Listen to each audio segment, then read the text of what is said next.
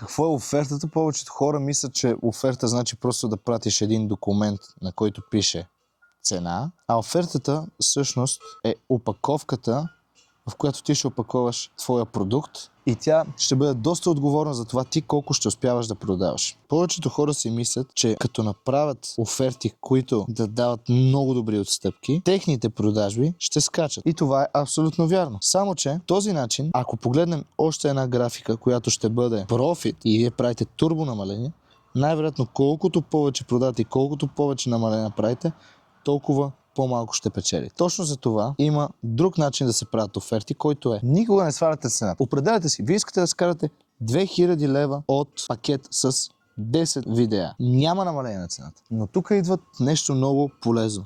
Бонусите, гаранции и, разбира се, добър селс, за който ние няма да коментираме в този курс, защото най-вероятно ще има курс специално за това. Така, какво са бонусите и защо работят? Проблемът никога не е, че човекът няма пари. Проблемът е, че тези пари, които той ще даде, не му изглеждат като нещо, което ще го направи достатъчно щастлив. Какво става? Когато той трябва да даде тези пари срещу някакъв продукт, ние почваме да измисляме бонусчета,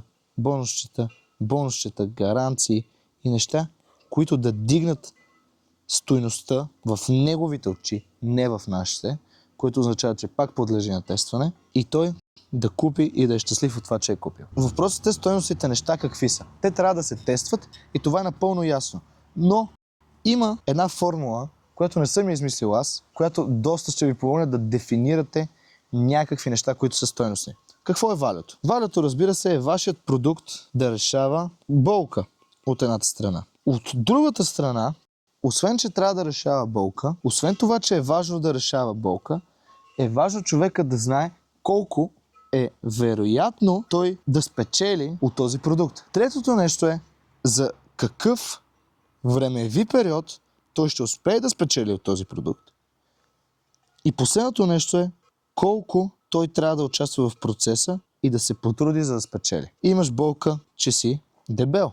Окей, даваме ти фитнес програма. Шансът ти да спреш да бъдеш дебел, когато просто си на калориен дефицит и тренираш, е сигурно над 80%. Периодът, за който това трябва да стане, най-вероятно ще е поне от 6 до 12 месеца. И ти, за да успееш да го направиш това нещо, трябва да тренираш всеки ден. Нека, примерно, предлагам обучение, в което учим хората на маркетинг. Какъв е шансът ние да те научим на маркетинг? Доста голям, ако следваш нашите принципи. Сега, за какъв период това ще се случи? За да станеш добър, ако трябва да бъда честен, поне 2 години. Ти колко трябва да участваш в процеса? Много. Мисля, ти трябва да отделяш сума ти часове, да мислиш, да снимаш, да дизайнваш, да чуваш не постоянно, да не спиш много често. И сега какъв е проблема? Окей, имаме болката, ние това можем да го направим, предлагаме това нещо. Ясно. 80% за сега е доста добро probability,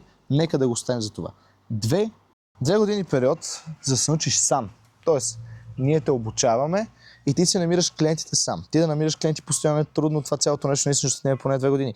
Как бихме забързали? Да кажем, това нашето обучение струва 3000 лева. Ако в края на обучението, което примерно е 6 месеца, ти си се справил при определени KPIs, ние ще сме хората, които ще ти дадат работа. По този начин ти няма да трябва да се занимаваш с убеждаване на клиенти, с намиране на хора, няма да трябва да се налагаш с намиране на друг екип, защото ние имаме екип и ти ще трябва да си отговорен само за твоята специална работа, за която сме се учили. По този начин, този период от 2 години, заради многото опит, който ти ще преживееш, най-вероятно ще успее да слезне дори на 3 до 4 месеца интензивна работа след обучението. Следващото нещо, имаме много сериозни ефорт, които човека трябва да постигне. Така, той трябва да отдели часове. Нека да почнем да мислим за всяко едно нещо. Трябва да отдели часове да се учи. Как да намалим тези часове? Чрез системи за учене. Човекът се лута чрез конкретна учебна програма, която той да следва след нашето обучение. Конкретни неща, които ние да му изготвим и той сам да си ги следи,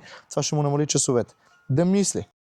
Конкретни системи за мислене на видеа, за мислене на дизайни, за мислене на копи, конкретни системи, които да работят. Той трябва да снима много. Конкретна методология за това как да оптимизираш процеса на снимане и на монтаж на видеа. Дизайн.